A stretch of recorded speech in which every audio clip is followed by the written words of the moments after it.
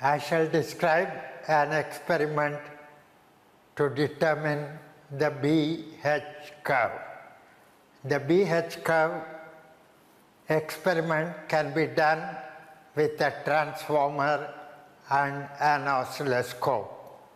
It shows the BH curve, but it does not illustrate clearly what the physics involved in the measurement of B and H is. This BH curve experiment is done by changing DC currents and using an integrator to find the flux changes. It illustrates all the physical laws involved in the measurement.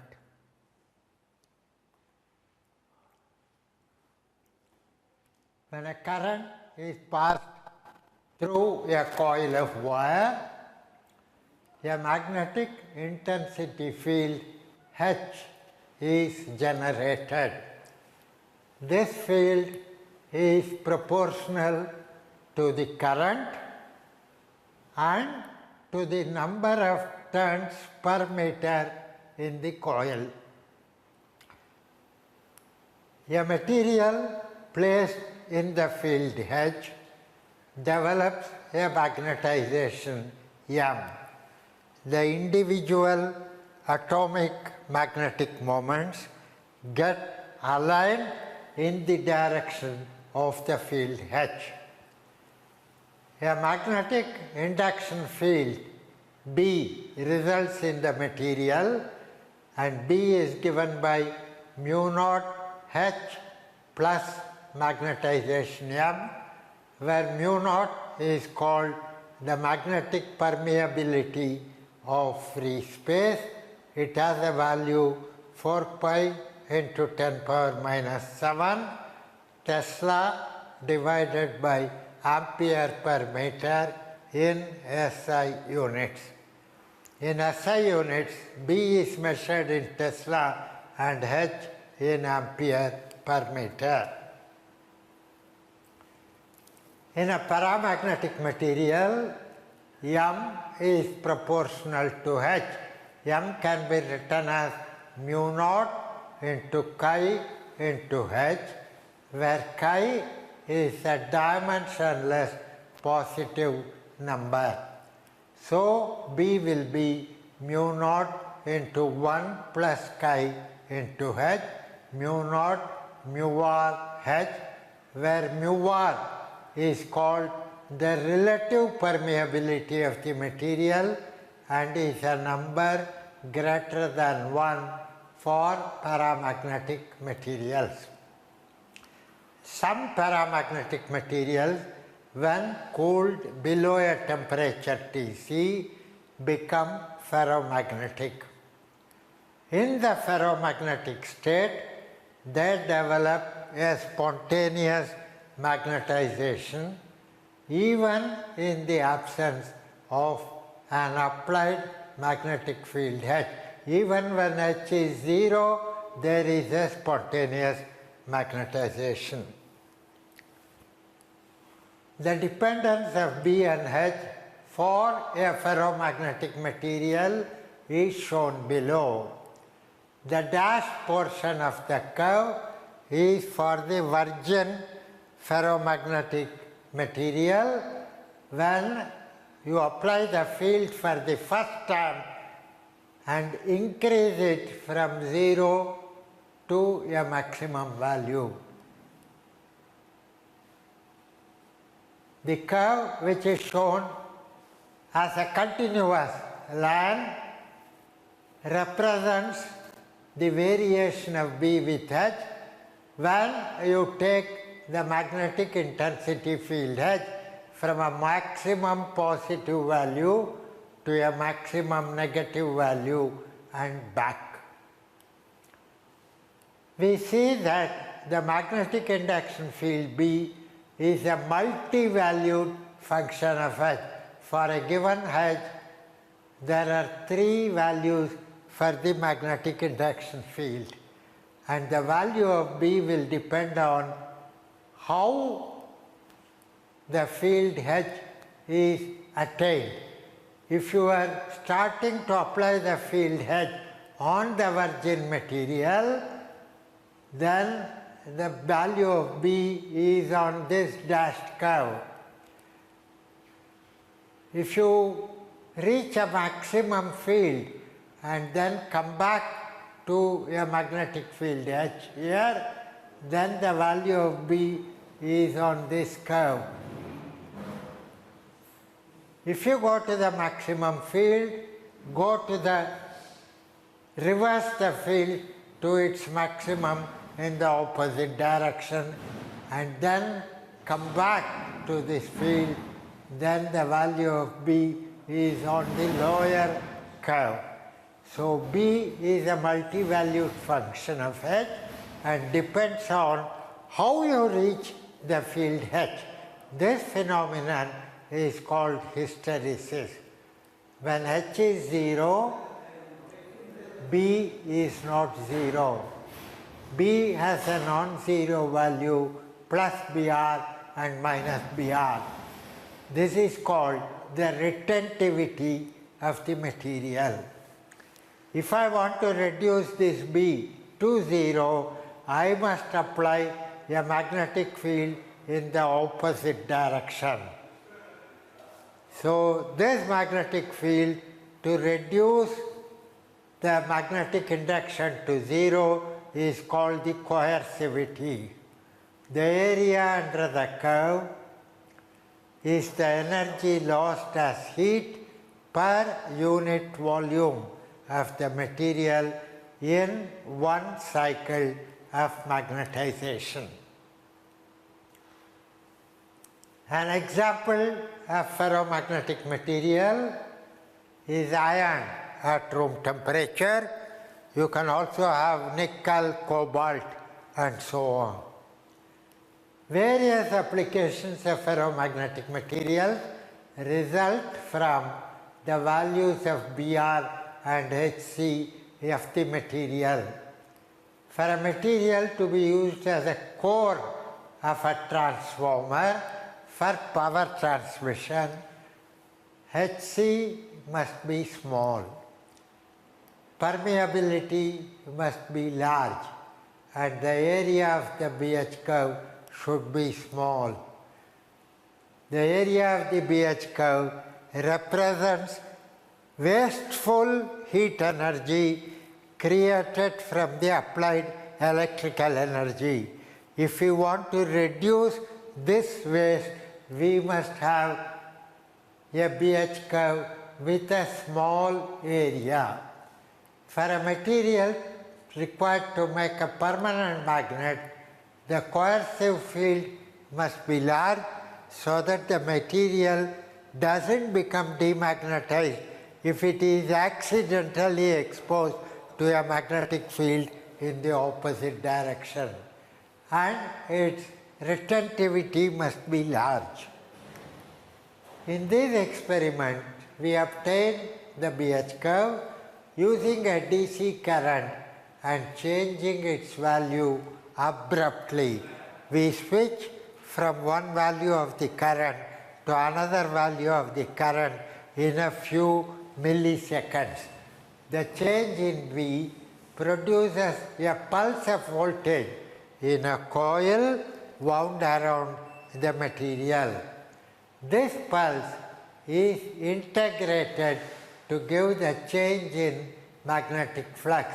Magnetic flux is the value of B multiplied by area of cross section of the coil. To get a fat BH curve with a very large area, we use steel rod as the material. This steel rod is used in the construction industry. This is a magnetically hard material. Inside this box, I have a 6 mm diameter steel rod bent in the form of a circle of diameter 10 centimeters. The two ends are welded. On that torus, I wind enamel coated copper wire of standard wire gauge 32 in 3 layers. Each layer has 13 turns per centimeter. So 3 layers will have 3 into 13, 39 turns per centimeter, or 3,900 turns per meter. This is the number of turns per meter on the primary coil. If a current I ampere is passed through the coil, the magnetic intensity field H is 3,900 I ampere per meter. This field generates a magnetic induction field B in the material of the rod. There is a secondary coil of 100 turns wound on a section of the primary coil. This coil has a cross-sectional area A. The magnetic induction field B causes a flux phi to be linked with each turn of the secondary coil. So the total magnetic flux linked with the secondary coil is phi, capital Phi is 100 number of turns into the flux linked with each turn. This flux phi is B into area A. When the current is changed, B changes, and therefore the magnetic flux, capital Phi, changes. This causes a voltage pulse to appear across the secondary coil, given by V is minus d phi by dt. This is the Faraday's law of induction. The rod with the coil is enclosed in this box. It has 3 switches, A, B and C. They are double pole, double throw, toggle switches. The other 3 connections are RCA plugs.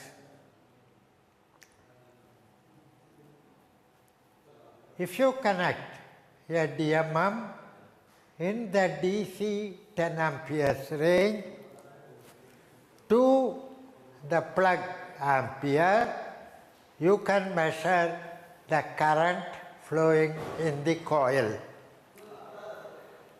The leads of the secondary coil come to the RCA plug marked secondary, that is this plug. This is connected to the input of the integrator. This is connected to the input of the integrator. The plug RB, the last plug, is connected to a plug pattern resistance box where resistance can be changed by pulling out plugs.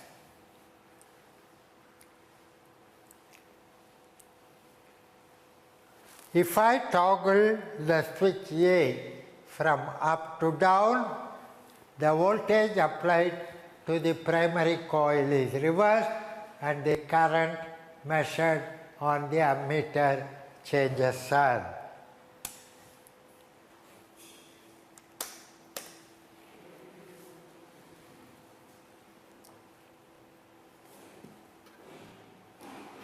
The current on the ammeter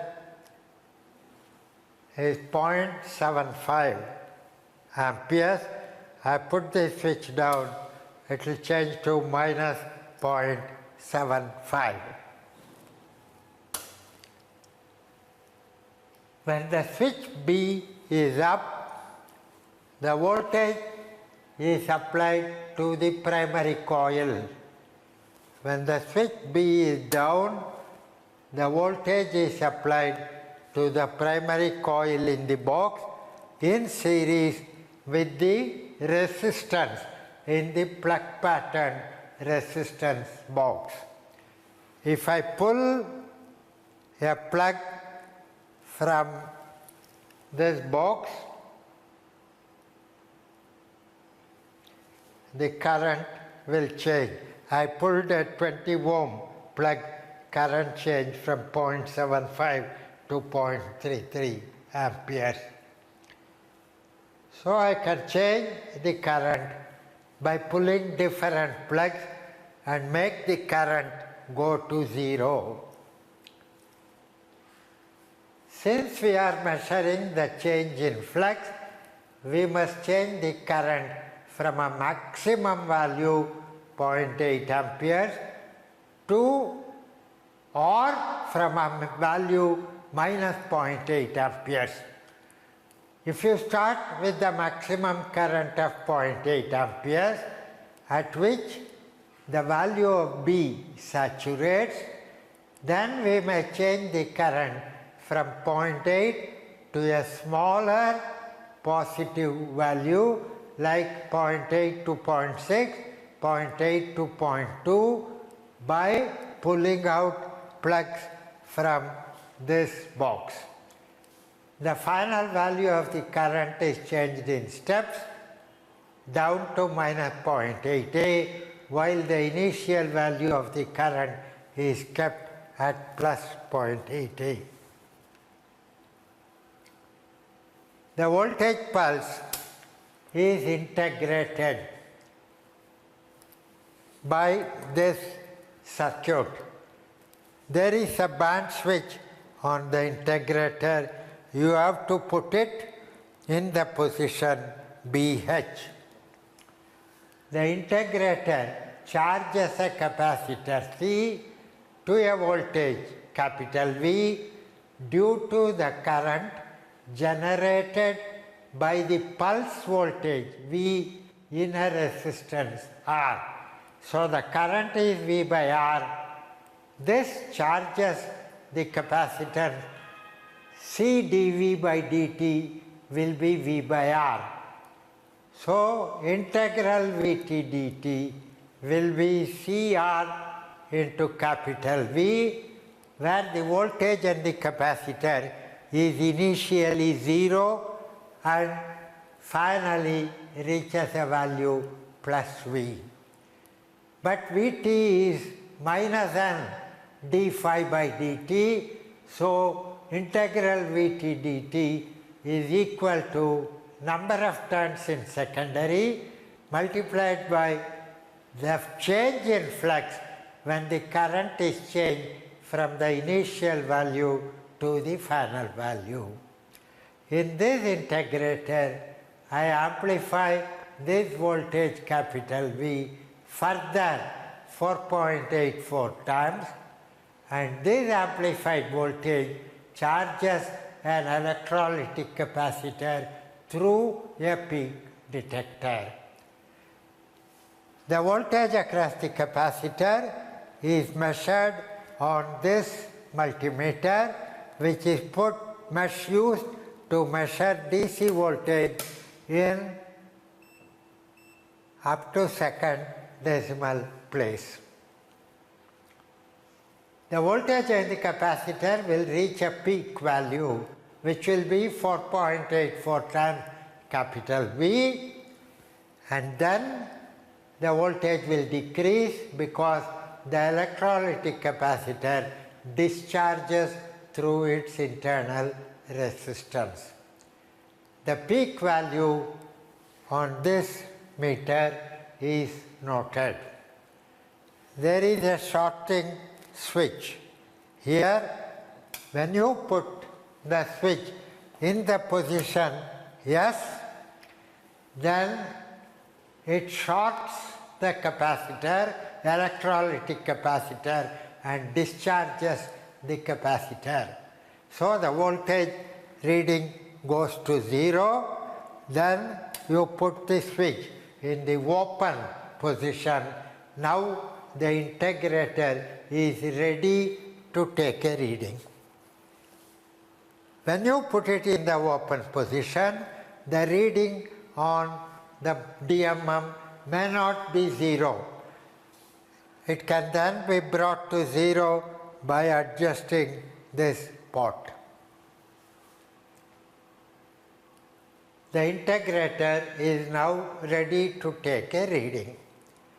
When we are increasing the current from minus 0.8 amperes, the flux is increasing, minus d5 by dt is negative, so the voltage pulse is negative, and this voltage becomes negative. It will not pass through a diode in the peak detector. So no voltage will be seen on this meter.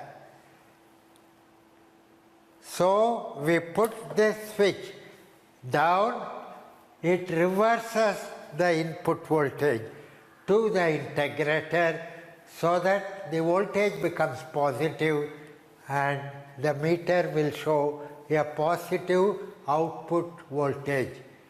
But this must be noted down with a negative sign because this switch is in the reverse position.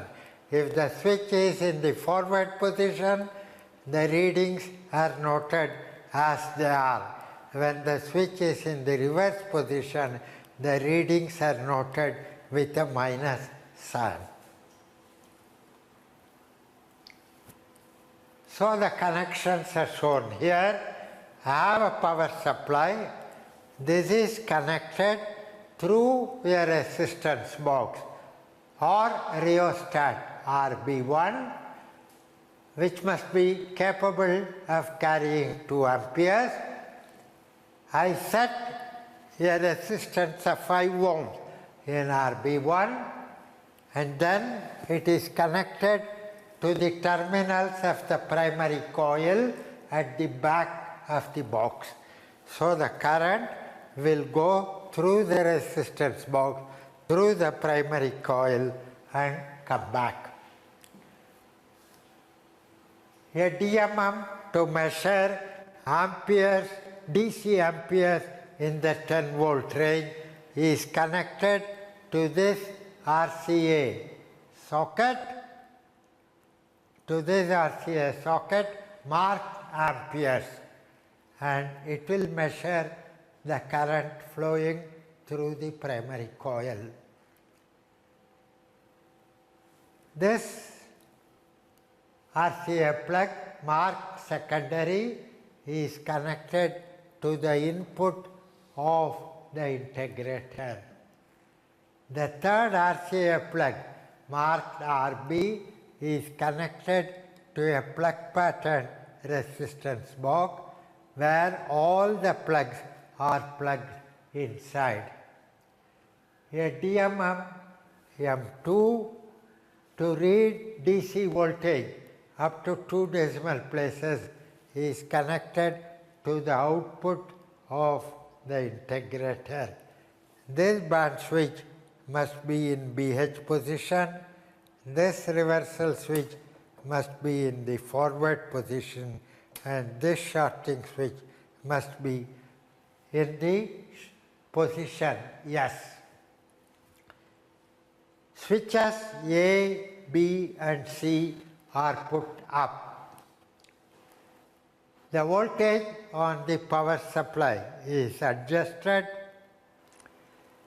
till the current through the coil reads 0.8 amperes. The coil saturates at this current. There is no need to use a larger current. There are 4 parts to the BH curve. In part 1,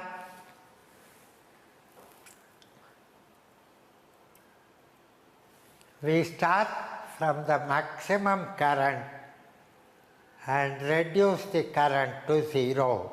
So from the maximum value, we change the current to a lower positive value, 0.8 to 0.6, 0.8 to 0.2, 0.8 to 0. This is part 1.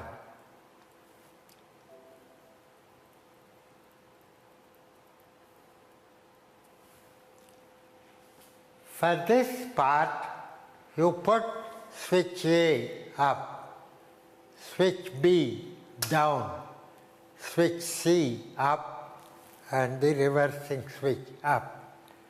Put all the plugs in the plug pattern box. Adjust the voltage so that the current is 0.8 amperes.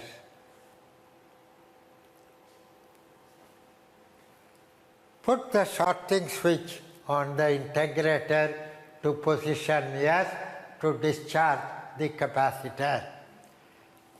Switch on the integrator, then put the switch in position 1,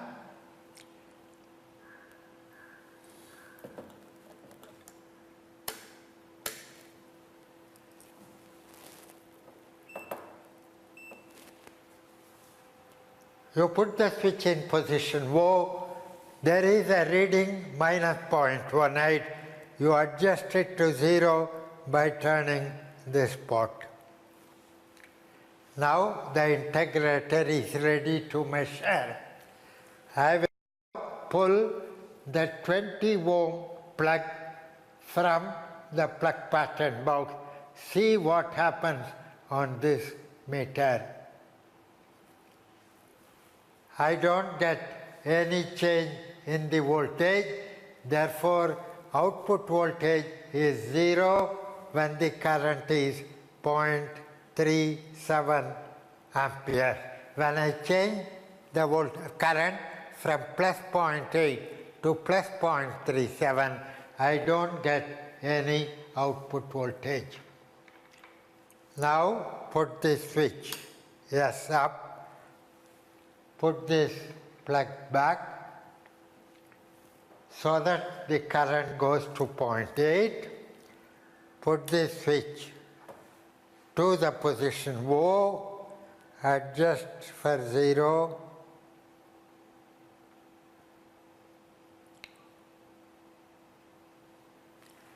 And now I will pull a 50 ohm plug.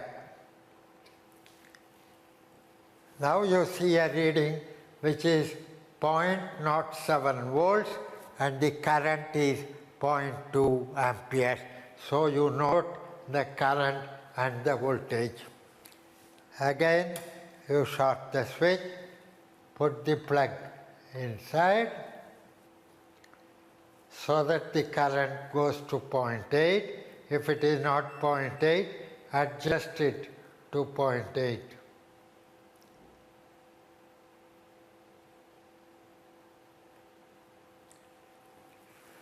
Then put the switch down if that is 0.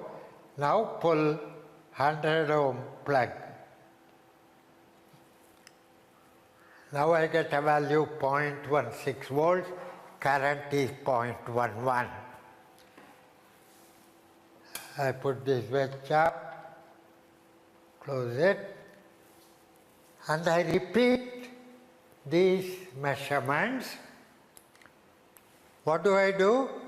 First put the switch up so that it is discharged, put all the plugs in, put the switch down, if it is not 0, adjust to 0, see that the current is 0.8 and then pull out a plug. Note the maximum reading here and the current reading here.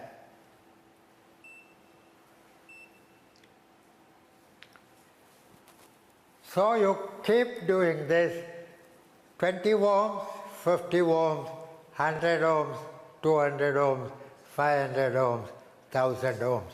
You pull out the plugs one by one and note the readings. That finishes part 1. Now we come to part 2.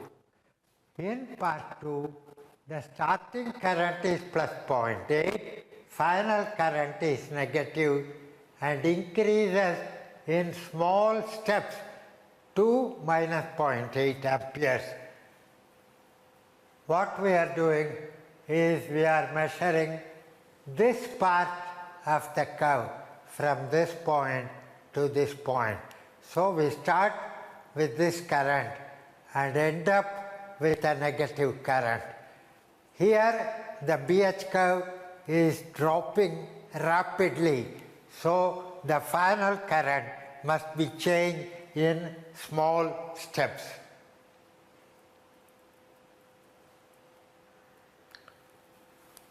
For this part, switch A is up, switch C is down, reversing switch on the integrator is up. Put the shorting switch on the integrator to position yes. Put switch B down. Put switch B down.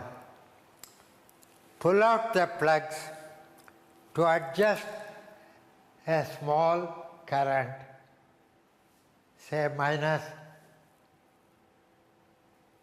0.5 or 0.4. After we came to 0, now we go to minus 0.04. Then put the switch B up so that the current goes to 0.8.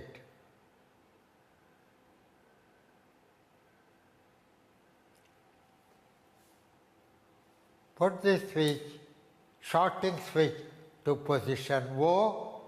The reading is 0, no need to adjust. Now I will press switch B down. I will change the current from plus 0.8 to minus 0.04 and I will note the reading. You get a reading of 0.52, current is minus 0.04. After taking the reading, put the shorting switch in position O, increase the current in steps of 0.05. That means I must reduce the resistance to go to a larger current. So I reduce the resistance so that the current is minus 0.07 or 0.8. Okay, minus 0.09. After I adjust the current, I put switch B up so that it goes to plus 0.8. I put the shorting switch in position O, no need to nullify. Then I put B down and note the reading.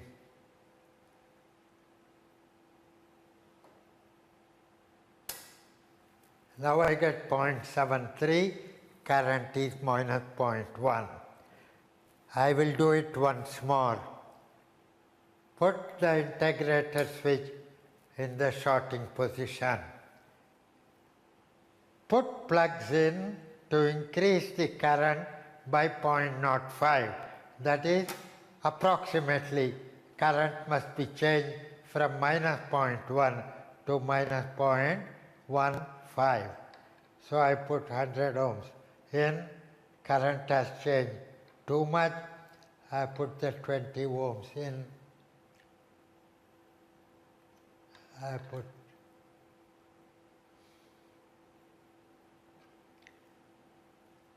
okay, I change, I put 70 ohms now, current is minus 0.16. After adjusting the current,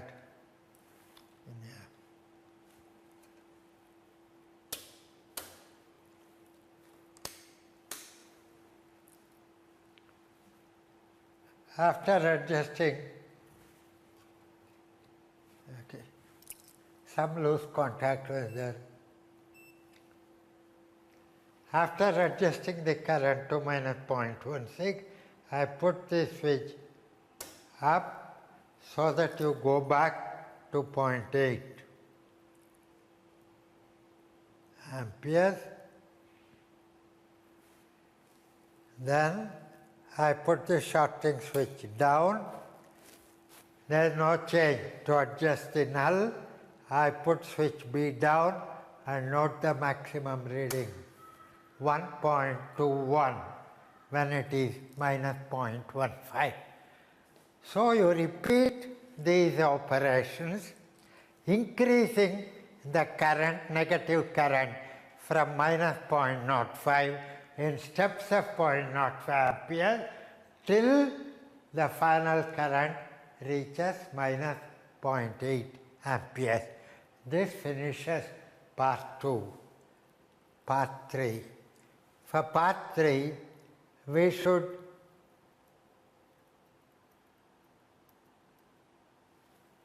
start from minus 0.8 amperes and increase the current to plot this part of the curve. So we start with minus 0.8 amperes.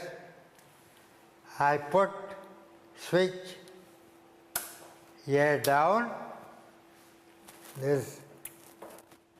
I put switch A down, switch B down, switch C up, and the reversing switch, I put it down. This is not correct. I put the reversing switch down. Put the shorting switch and the integrator in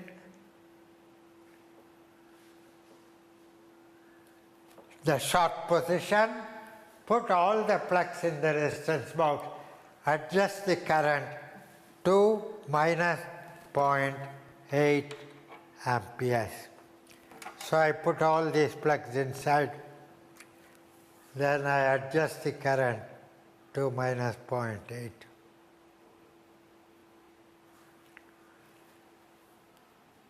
Now put the shorting switch to the position O.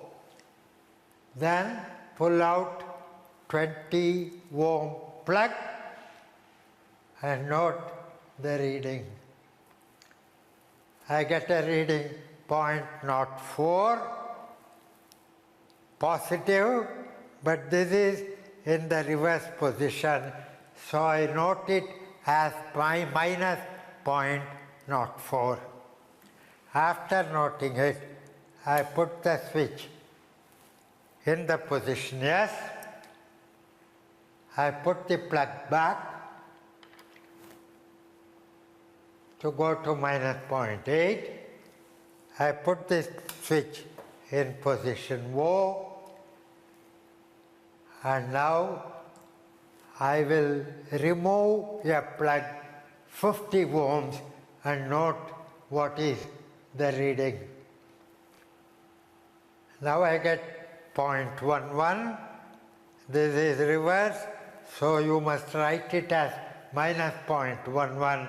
Current is minus 0.20. I will do it once more. Put this switch in the shorting position, yes. Put this plug inside so that the current is minus 0.8. Then put the switch in position O. No need to adjust the 0. I pull out the next plug, 100 ohms. And now the reading is 0.17.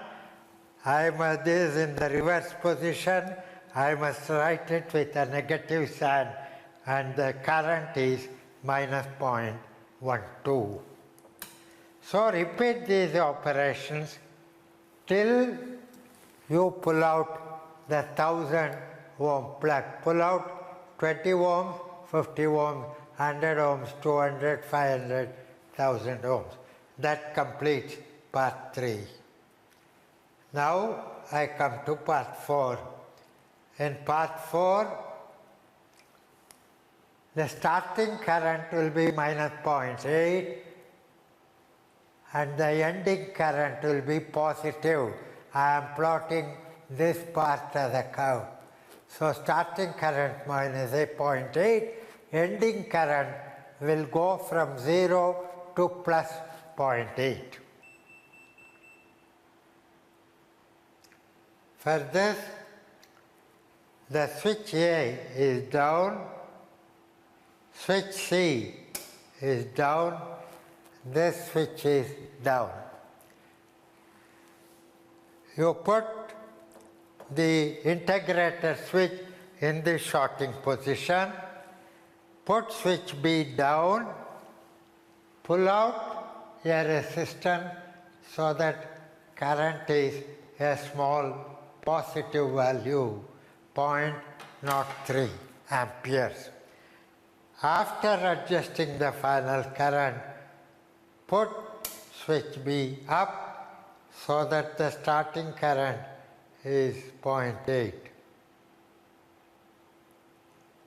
Now put this switch down, no need to adjust. I push B down and note the reading. 0.48, this is reverse, so you must note it as minus 0.48, current is plus 0.03.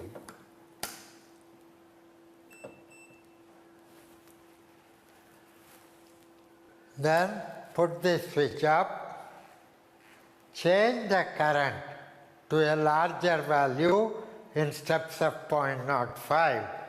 That means I have to put the plug in, I have to change, reduce the resistance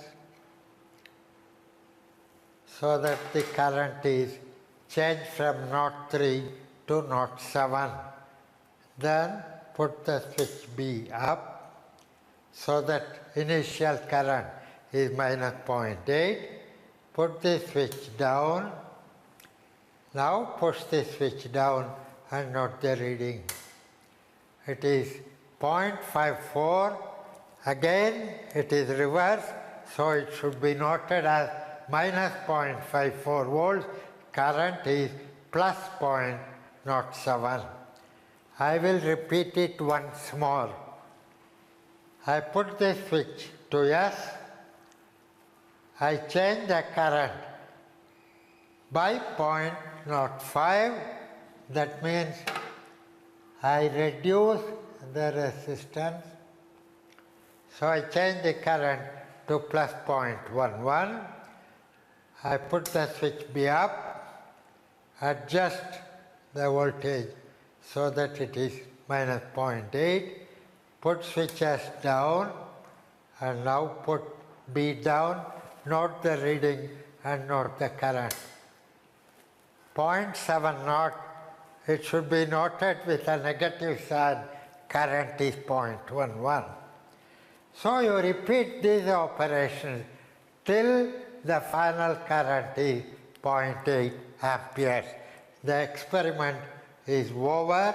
Now you have to calculate. For part 1, the current is changed from 0.8 to 0.52, 0.29, 16, 09 to 0. The magnetic intensity field H is 3,900 times the current. So you can calculate the magnetic intensity field. These are the voltages observed. 0.8 to 0.8, no change, so it will be 0. When I change 0.8 to 0.5, reading is 0.01 volt. 0.8 to 0.29, it is 0.9. Those are the readings which you get on the meter. From these readings, I calculate the change in flux linked with one turn, delta small phi. This is calculated by taking Vp, dividing it by 4.84. This quantity Vp by 4.84 is multiplied by Cr value 0.1, 0.34 and divided by 100. That gives me change in flux linked with 1 turn when I change the current from plus 0.8 to these values. For the negative part, the funnel currents are negative, so the magnetic fields are negative, but these are positive voltages. You do the same calculation, multiply this current by 3900, that is this value. Multiply this voltage, divide this voltage by 4.84, multiply by 0.01034 by 100, those are the values here. So you get all the values delta phi. Now the flux at maximum current I is this rho. This corresponds to a change in flux when the current is changed from plus 0.8 to minus 0.8. The flux at minus 0.8 is minus the flux at plus 0.8. So change in flux is twice the flux at plus 0.8. So this reading 5.98 E minus 5 is twice the flux at 0.8. So you divide this last reading by 2 and put it here, 2.99 E minus 5. This is phi at 0.8 minus phi at 0.5. Phi at 0.8 is this value, so you subtract from this value, you will get the flux at 0.5. So from this value, subtract all these values and note all the values here. That gives the flux at the currents I. The value of B is obtained by dividing this by the area of the secondary coil. So you get all the values of B for part 1 and 2. For parts 3 and 4, you start with minus 0.8 and go to plus 0.8. The field is obtained by multiplying the current by 3900. The Vp values are the values you see, but written with a minus sign because this reversing switch is negative. You calculate the change in flux linked with 1 turn by dividing this by 4.84, multiplying it by 0.1034 by 100. Those are the values you get here. This is the flux at minus 0.8. You obtain it by dividing this last value by 2. From this value, subtract all these values, you get the values of the flux at the currents that are indicated here. Divide this by the area, you get B. Now you plot B versus H, you get the BH curve, which is a very fat curve. If you do it on the oscilloscope with a transformer, this will be a narrow curve because in a transformer you use soft iron as the core. You see, these are the remnant magnetization values. You take the magnitude of the two values, 0.551 plus 0.583, divide by 2, so the remnant magnetization is plus minus 0.567 Tesla. The coercivity are these two values. Take the magnitude divide by 2, sum of the magnitude divide by 2, this is the coercivity Hc. The area enclosed by the curve is 3390 joule per meter cube. That is the energy lost as heat in one cycle per unit volume of the material.